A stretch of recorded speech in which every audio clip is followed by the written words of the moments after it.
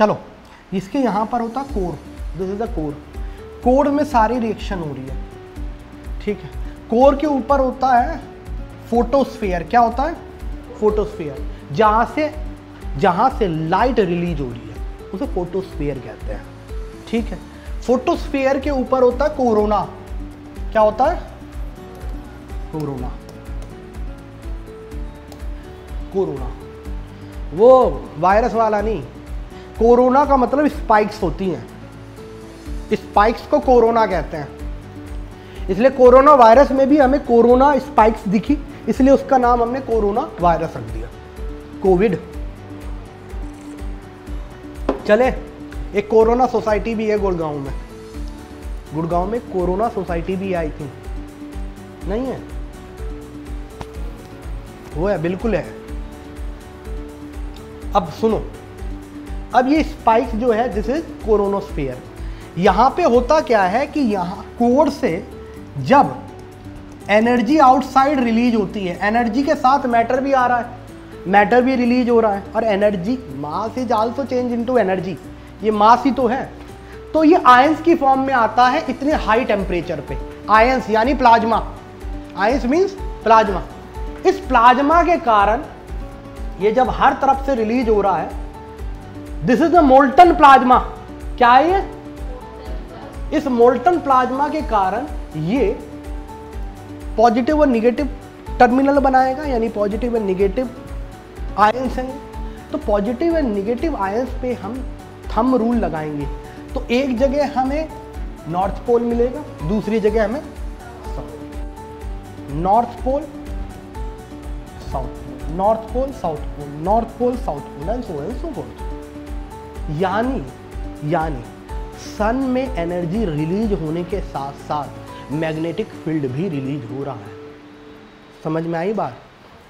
Magnetic field भी produce हो रहा है। ये मैग्नेटिक फील्ड इतना पावरफुल होता है कि सोलर सिस्टम के हर प्लैनेट को प्रभावित करता है, ठीक है। और इनसे जो मैग्नेटिक फील्ड की रेज निकलती हैं, इन रेज को, मैग्नेटिक फील्ड की रेज को, I am not talking about UV, infra, और ये क्या कहते हैं, यूवी है, इंफ्रा है या विजिबल, इनकी बात नहीं कर रहा हूं मैं, खाली मैग्नेटिक फील्ड की बात कर रहा हूं। ये मैग्नेटिक फील्ड इतना पावरफुल है कि इसे सोलर स्टॉर्म कहते हैं। क्या कहते हैं? ये सोलर सिस्टम के हर प्लैनेट को प्रभावित करता है।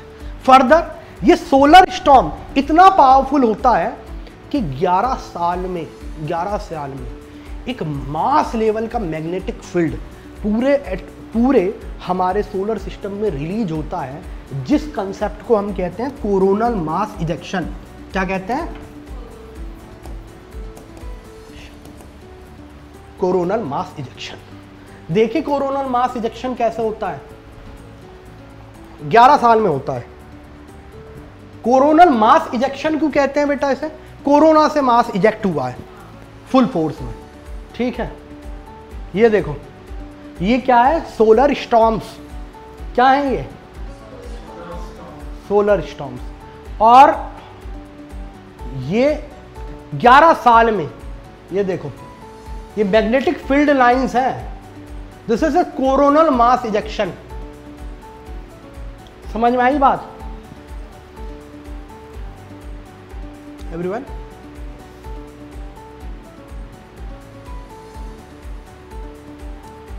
इतना पावरफुल है। पहले तो हम देखते हैं कि 11 साल में कोरोना मास इजेक्शन होगा। उससे पहले सोलर स्टॉर्म्स भी चलती हैं, और सोलर स्टॉर्म्स कहाँ से चलती हैं? जो कोरोना का स्पॉट होता है, जिसे सन स्पॉट कहते हैं, जहाँ से लाइन निकल रही है, they are known as sun spot. Spot से निकलेंगी ना। कोरोनल मास इजेक्शन है ही मैग्नेटिक फील्ड। और बताओ, गलत उल्टा मत कहो, कोरोनल मास इजेक्शन है ही magnetic field. This is nothing but magnetic field. Magnetic field नहीं समझ में आता, चुंबक लगा दूंगा तुम्हारे भेजे पर तो समझ में आएगा कि मैग्नेटिक फील्ड। ये भी मैग्नेटिक फील्ड है, पागलों की तरह दौड़ रहा है। मैग्नेटिक फील्ड रोटेटिंग इटसेल्फ, बार बार नॉर्थ और साउथ पोल चेंज होते हैं तो एक दूसरे के खिलाफ रोटेट कर रहे हैं। नॉर्थ की जगह साउथ लगा दिया, सॉरी नॉर्थ की जगह नॉर्थ लगा दिया, साउथ की जगह साउथ लगा दिया, तो रिपल करके रोटेट कर रहा है, सिंगल फेस इंडक्शन मोटर। तो दिस इज, सुनो दोबारा देख लो, दोबारा बता देता हूं मैं। देखो बेटा, ये एनर्जी है, न्यूक्लियर फ्यूजन हो रहा है, हाइड्रोजन कंबाइन होके क्या बना रहा है, हीलियम। यहां से जब हीलियम बनाता है तो मैंने बताया था 0.04% एनर्जी मास, जो मास है वो एनर्जी में भी कन्वर्ट हो रहा है। तो एनर्जी में कन्वर्ट हो रहा है, तो आपने देखा होगा एनर्जी, जब भी एनर्जी या हीट प्रोड्यूस होती है वो बाहर निकलती है, देखा है ना। यहां पर एनर्जी और मास बाहर निकल रहा है, but in the form of ions. और आयंस जब बाहर निकलते हैं तो वो किस चीज का निर्माण करते हैं, मैग्नेटिक फील्ड का। Flow of charge is known as electricity, and electricity is nothing but electromagnetic force. नहीं, ये इलेक्ट्रिसिटी क्या है, इलेक्ट्रोमैग्नेटिक फोर्स। लाइट क्या है, इलेक्ट्रोमैग्नेटिक फोर्स। नहीं है, सबको समझ में आता है ना। जग जाओ अब, ठीक है, तो ठीक लगेगा। बहुत तुम्हारी आंखें बिल्लियों की तरह हो रही हैं, तो अब देखो यहाँ पर, दिस इज इलेक्ट्रोमैग्नेटिक फोर्स। और इलेक्ट्रोमैग्नेटिक फोर्स इस सन स्पॉट से निकलता है और पूरे सोलर सिस्टम को प्रभावित करता है। 11 साल में एक एक्टिविटी होती है जहां पर मास लेवल का इलेक्ट्रोमैग्नेटिक फील्ड इजेक्ट हो जाता है, जिसे कोरोनल मास इजेक्शन कहते हैं। सबसे पहले जो मेन जहां पर सारी हीटिंग हो रही है उसे कहते हैं कोर। बना लो उस डायग्राम को, ठीक है। फर्दर उसके बाहर जो लेयर होती है वो रेडिएटिव समझते हो। 3 फॉर्म्स ऑफ एनर्जी होती है।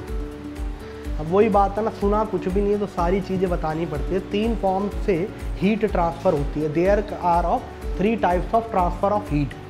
पहला जिसे कहते हैं कंडक्शन। क्या कहते हैं, कंडक्शन। जैसे एक काम करो, हाँ जी, आप दोनों एक दूसरे का हाथ पकड़ो, डरो मत, कुछ गलत भी मत समझो। किसका हाथ ज्यादा ठंडा है, तुम्हें ठंडा लग रहा है, क्यों, conduction. This is a conduction. Everyone, a type of transfer of heat where actual transfer of heat happens through the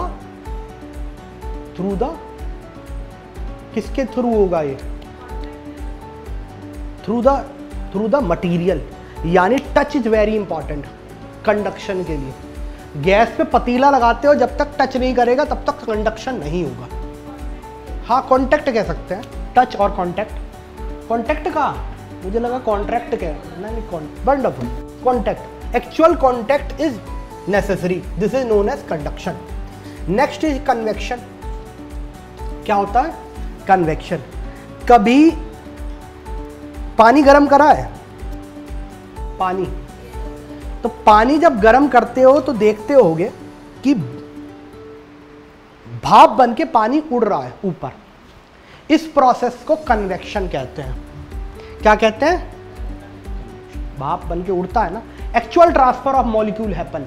next आओ, जिसे हम कहते हैं रेडिएशन। रेडिएशन, आपने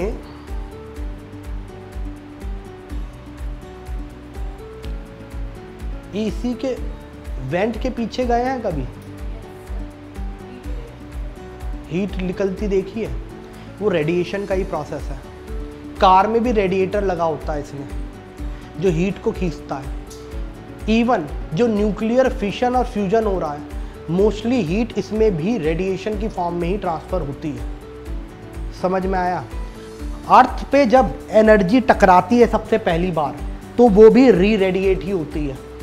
रेडिएशन में जरूरी नहीं है एक्चुअल ट्रांसफर ऑफ मॉलिक्यूल हो। एक्चुअल ट्रांसफर ऑफ मॉलिक्यूल तो होता ही नहीं है। ये कॉन्टेक्ट डिपेंडेंट नहीं है। जैसे कन्वेक्शन में आप देखेंगे, आप मॉलिक्यूल का ट्रांसफर हो रहा है, कंडक्शन में टच कॉन्टैक्ट इज इंपॉर्टेंट, ठीक है। हीट ट्रांसफर होती है from high heat area to low heat. Radiation, radiation vacuum में भी हो सकती है। रेडियो एक्टिविटी, देखा है आपने, हम अगर बहुत ज़्यादा गर्मी होती है तो हम स्वेटिंग करने लगते हैं, बहुत ज़्यादा ठंड होती है तो हम ठिठुरने लगते हैं, वाइब्रेट करके अपने शरीर का टेम्परेचर बढ़ाते हैं, ठीक है। ये जो एनर्जी बस मान लो हीट बहुत ज़्यादा लग रही है, ये भी प्रोसेस रेडिएशन का ही है। बहुत ज़्यादा ठंड लग रही है, ये भी प्रोसेस रेडिएशन का ही है। ठंड लगना और गर्मी लगना, this is the process of radiation, ठीक है। लिख लो एग्जाम्पल में, a heat transfer between a living entity with its surrounding, with its surrounding. चलो जल्दी आओ, इधर देखो, ये कोर है, ये रेडिएटिव जोन है, और इसके बाद ये कन्वेक्टिव जोन है। कन्वेक्टिव जोन में मतलब ये कन्वेक्शन हो रहा है, यहां से हीट जा रही है और इधर कन्वेक्ट होती है, ठीक है। ये रेडिएटिव जोन है, यानी इसके कारण ये गर्म है, रेडिएशन हो रहा है। यहां पे मॉलिक्यूल का ट्रांसफर हो रहा है, इसलिए कन्वेक्टिव जोन कहा गया, ठीक। इसके बाद ये पूरा जोन जो होगा ये फोटोस्फीयर का है। फोटोस्फीयर से मतलब जहां से लाइट जनरेट हो रही है, एवरीवन। और फोटोस्फीयर के बाद आपका क्या आता है, ये कोरोना, क्या आता है, कोरोना। इस कोरोना में डिफरेंट स्पॉट्स होते हैं जहां से हीट बाहर आ रही है, उसे कहते हैं सन स्पॉट्स। क्या कहते हैं, सन स्पॉट्स। और इस सन स्पॉट्स से, हाँ, हीट नहीं कही है यार, मैंने गलती से, या सन स्पॉट से मैग्नेटिक फील्ड निकलता है। एक्चुअल में मैग्नेटिक फील्ड भी रेडिएशन का एक प्रोसेस है। मैग्नेटिक फील्ड से भी आप क्या कर सकते हैं, हीट कर सकते हैं। इंडक्शन, देखा इंडक्शन, मैग्नेटिक फील्ड ही तो है। आपने क्या करा, एक कोई भी मेटल जो फेरोमैग्नेटिक है, यानी आयरन है या स्टील है, का आपने बर्तन डाल दिया, एल्युमिनियम नहीं चलेगा उसमें, आयरन या स्टील डाल दिया, तो क्या होता है, जब मैग्नेटिक फील्ड प्रोड्यूस होता है तो उस मेटल से वो इंटरेक्ट कर रहा है, और मेटल से इंटरेक्ट करके, ठीक है, वो एक फील्ड का निर्माण करता है जिसे एडी करंट्स कहते हैं। क्या कर रहा हूँ मैं, एडी करंट्स, क्या कहते हैं, और एडी करंट्स के कारण वो गर्म होती है। इस तरह की गोल गोल गोल मैग्नेटिक फील्ड का प्रोड्यूस होता है, एडी करंट्स कहते हैं। छोड़ो इसे, कुल मिलाकर इंडक्शन भी एक प्रोसेस है, आपने देखा होगा, ये भी रेडिएशन का प्रोसेस है, ये भी हीट ट्रांसफर का प्रोसेस है। हाँ, सर्कुलर कह सकते हैं, अभी आप इतना ही समझिए, ठीक है। These are eddy currents. छोड़ो, ये सब करना ठीक, इतना करना ठीक नहीं है। चलो आओ, आगे आओ। नेक्स्ट, ये जो मैग्नेटिक फील्ड बाहर गई हैं, इसे प्रोमिनेंस भी कहते हैं। कभी कभी छोटा छोटा टुकड़ा मैग्नेटिक फील्ड का बाहर निकल जाता, प्रोमिनेंस कहते हैं, ठीक है। ये सन स्पॉट समझते हैं ना, जहां से फ्लेयर्स निकल रही हैं, सोलर फ्लेयर्स निकल रही हैं, और ये सोलर फ्लेयर्स कभी कभी एक क्लाउड बनाती हैं जिसे प्रोमिनेंस कहते हैं। मैंने आपको बता दिया, एक थक्का सा क्लाउड सा बनाती है जिसे प्रोमिनेंस कहा जाता है। एवरीवन, यहां तक समझ में आया। 11 साल में क्या रिलीज होता है, कोरोनल मास इजेक्शन, ठीक। अब ये जो सोलर फ्लेयर्स है कंटिन्यूअस चल रही है, मास इजेक्शन तो 11 साल में होता है, लेकिन ये सोलर फ्लेयर्स तो कंटिन्यूअस चल रही है। ये अर्थ के मैग्नेटिक फील्ड से इंटरेक्ट करती है। किससे इंटरेक्ट करती हैं, अर्थ के मैग्नेटिक फील्ड से, और एक फिनोमिना को जन्म देती है जिसे कहते हैं ऑरोरा। क्या कहते हैं, ऑरोरा। कोई बात नहीं, कंफ्यूज नहीं होना है। देखो बेटा, थोड़ा ये थोड़ी एडवांस क्लास तो होगी, है ना। 11,000 साल बाद तो कोरोना मास इजेक्शन होता है, उसकी बात छोड़ो तुम। मैं सोलर फ्लेयर्स की बात कर रहा हूं। ये सोलर फ्लेयर्स अर्थ के मैग्नेटिक फील्ड से इंटरेक्ट करती हैं। यानी सन की मैग्नेटिक फील्ड अर्थ के मैग्नेटिक फील्ड से इंटरेक्ट कर देगी और इसके कारण किसका जन्म देगी? ऑरोरास का, जिन्हें नॉर्दर्न और सदर्न लाइट भी कहा जाता है। समझ में आया? अब सुन लो, पहले देखो फिर मैं इसे रियलाइज करा दूंगा तुम लोगों को। अर्थ का मैग्नेटिक फील्ड देखो, ये अर्थ का मैग्नेटिक फील्ड है, बना कैसा बाद में, अब ये कर दूंगा, पता चला भाग के निकल जाओगे, तुम समझ में आधा आएगा नहीं। ये अर्थ का मैग्नेटिक फील्ड है। Maximum concentration of magnetic field lines कहाँ है? पोल्स पे या इक्वेटर पे? समझते हैं ना, ये इक्वेटर है बीच की लाइन। सबसे ज्यादा कहाँ है? पोल्स पे। तो सबसे ज्यादा इंटरेक्शन सोलर फ्लेयर्स का पोल्स पे होगा या इक्वेटर पे होगा? जहां सबसे ज्यादा वहीं तो इंटरेक्ट करेगी। इसलिए नॉर्थ पोल और साउथ पोल पे हमें क्या मिलता है? ऑरोराज। समझ में आई बात? तो देखना ऑरोरा इस तरह से बनता है। What is an aurora? An aurora looks like a beautiful display of lights in the sky. These are some auroras that were spotted in the sky over central Alaska. Alaska Arctic region पे पड़ता है ना, तो जो भी northern region में पड़ते हैं। अमेरिका दिखा रहा तो अपनी बात करेगा पहले। The name of an aurora changes depending on its location. If you're in the northern hemisphere, it's northern hemisphere में इसे क्या कहते हैं? or northern. हाँ, बोरियालिस। सदर्न हेमिस्फीयर में क्या कहते हैं? ऑस्ट्रालिस। ऑस्ट्रिया का मतलब ही सदर्न होता है। ऑस्ट्रिया का क्या मतलब होता है? सदर्न। हमेशा याद रखना। Lights.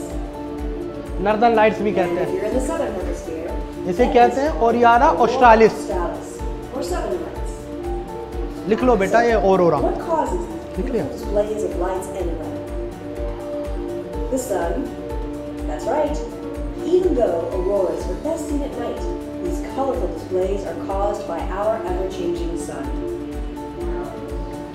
How exactly does it work? Well, the sun is constantly sending heat and light to Earth. It also sends other kinds of energy in small electrified particles. Electrified particle मतलब solar flare. Electromagnetic field है Earth वो। has a magnetic field, which protects us from most solar winds. But it also traps some of the electrified इन solar flares को solar wind भी कहते हैं। Solar flare, solar wind, coronal mass ejection एक ही चीज है। These all are electromagnetic field, nothing more than this.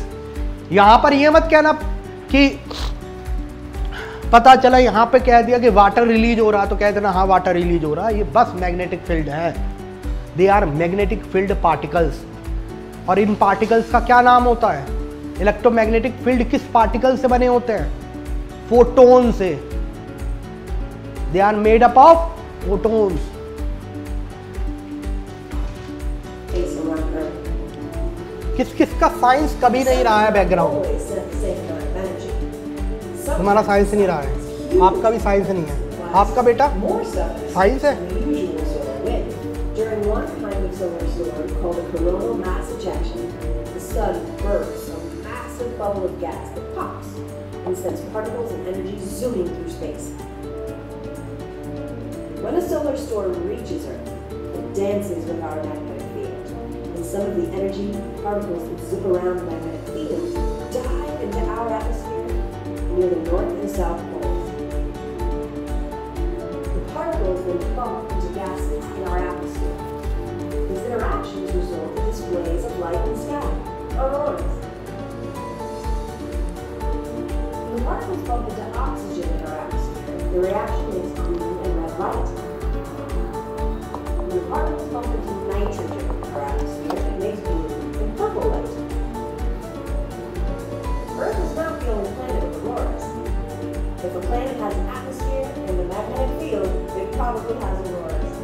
For example, NASA spacecraft have captured amazing auroras on Jupiter and Saturn. Learn more about our planet and our solar system at NASA Space Place.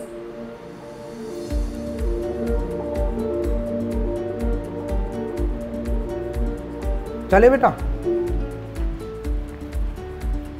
चलो अब आ जाओ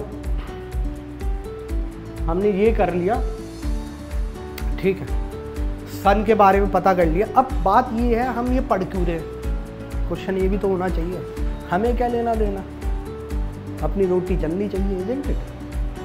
हरियाणा में कह रहे रोटी खा ली, हाँ खा ली, वो चलनी चाहिए, हमें क्या मतलब, इजंट इट। आदमी उसी चीज को पढ़ता है, उसी चीज के पीछे जानता है जो उसे प्रभावित करती है। सच बात है, हमारी जो नीचे विंड चल रही है, ऊपर भी चल रही है ऐसे जेट स्ट्रीम्स, लेकिन उसके बारे में हमें सबसे कम पता है क्योंकि उससे हम प्रभावित नहीं होते। समझ में आई बात? तो हम वही चीज जानते हैं जो हमें प्रभावित करती है, वरना to the hell with everyone. अब कोरोना मास इजेक्शन हम पढ़ क्यों रहे हैं? बात ये है, जब ये मास लेवल में आती हैं, अभी तक तो जो आई हैं वो तो ठीक है, लेकिन जब मास लेवल में आती हैं और कभी मान लो कोरोनल मास इजेक्शन बड़ा पावरफुल आया तो हमारे सारे सैटेलाइट सिस्टम को करप्ट कर देगा, जीरो कर देगा उसी दिन। सारा telecommunication will be hampered by coronal mass ejection.